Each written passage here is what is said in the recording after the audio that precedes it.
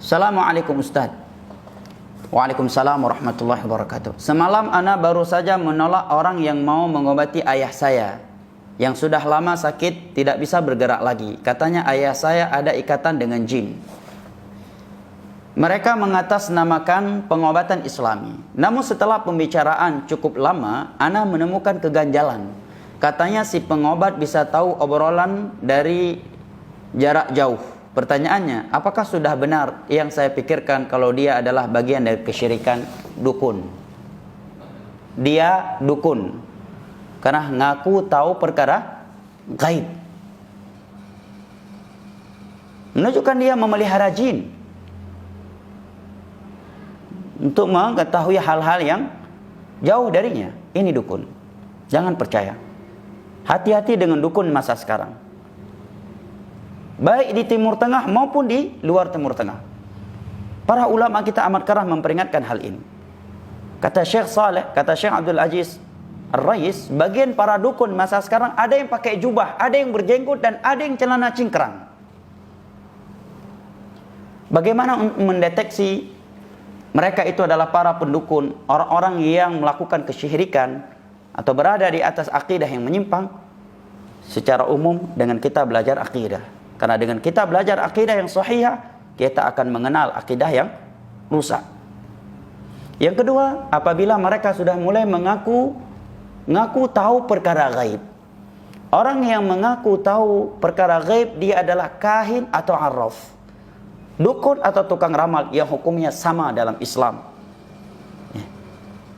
Karena di dalam banyak ayat dan hadis Allah telah menerangkan bahwa perkara gaib hanya Allah yang mengetahuinya. Qul la ya'lamu man fis samawati wal ardi ghaiba illallah wa ma yash'uruna ayyana yub'atsun.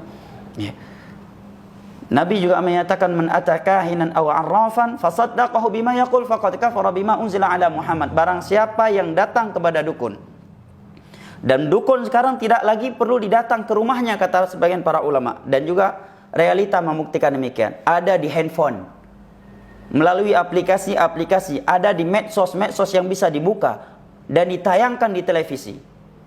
Kalau ucapan mereka dibenarkan, seorang percaya kepada ucapan mereka terhadap perkara-perkara gaib yang mereka kabarkan, sungguh dia telah kafir terhadap syariat Nabi Muhammad yang Allah turunkan kepada Nabi Muhammad sallallahu alaihi wasallam. Karena di antara syariat yang Allah turunkan kepada Nabi Muhammad adalah al-kufru bit-taghut. Dan dukun, para tukang ramal adalah tagut. Bahkan tokohnya tagut, kata Al-Imam Ibnu Qayyim. Dari antara syariat yang Allah turunkan kepada Nabi Muhammad adalah firman-Nya, qul la ya'lamu man fis samawati wal ardi ghaiba illallah. Tiada yang mengetahui perkara gaib di langit dan di bumi kecuali Allah Jalla wa ala. Alimul ghaibi fala yudhiru ala ghaibihi ahada. Para nabi saja diperintahkan oleh Allah untuk menyatakan diri mereka tidak tahu perkara gaib, sebagaimana yang Allah perintahkan kepada Nabi kita sallallahu alaihi wasallam, walau kuntu a'lamul ghaiba lastaghfartu minal khair wa ma masani yasu. Andai kata aku tahu perkara gaib, sungguh aku akan memperbanyak kebaikan dan tidak akan terkena suatu kejelekan.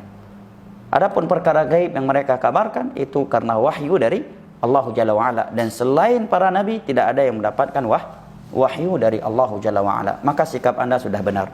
Hati-hati, saya tegaskan kembali, hati-hati dengan para dukun dan tukang ramal masa ini. Kalau dia sudah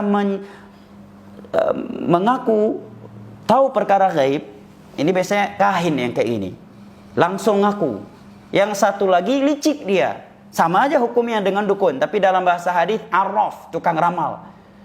Memang tidak secara tersurat dia mengatakan dirinya tahu perkara gaib, tetapi dia mengatakan dirinya tahu perkara gaib secara tersirat. Contohnya tadi, sepertinya bapak ini begini. Dulu bapak pas masih kecil begini demikian kan? Bapak ini punya sifat demikian, dia punya anak demikian. Yang hal itu perkara gaib untuk dirinya. Oh, bapak ini kalau punya anak lagi akan demikian. Kalau nikah lagi akan demikian. Yang itu perkara gaib.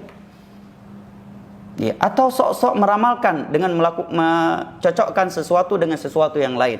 Oh, bapak lahirnya tanggal sekian, bulan ini, melakukan itu di bulan itu dan seterusnya. Ini araf, jangan percaya. Walaupun berjenggot, walaupun berjubah, walaupun celana cingkrang, Walaupun bawa ayat dan hadis, jangan percaya dukun itu. Ya. Kalau sudah mengaku tahu perkara gaib. Ya. Contohnya lagi, saya obati dari jarak jauh. Ya, dari jarak jauh. Atau melakukan suatu pengobatan yang itu hakikatnya bukan lagi pengobatan.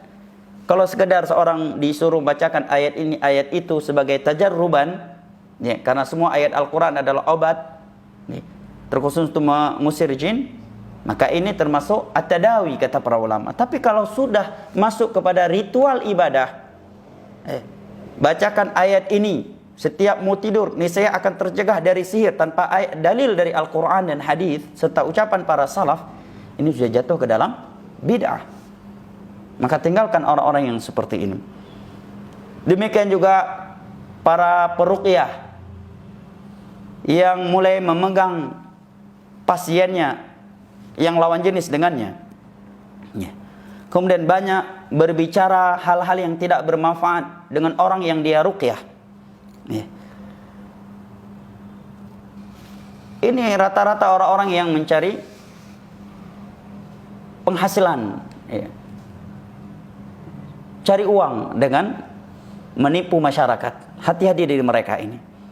Kalau dia peruqyah yang baik, dia akan beruqyah dengan Al-Quranul Karim, dengan zikir-zikir yang Nabi sebutkan, atau nasihat-nasihat indah kepada orang yang kesurupan tersebut agar dia memperkuatkan hubungan dirinya dengan Allah Jalla wa'ala, dengan menjalankan perintah-perintah, meninggalkan larangan-larangannya, atau menasihat yang tegas untuk jin tersebut. Tidak mengajak komunikasi dan bertanya-tanya dari mana, kenapa, dan seterusnya.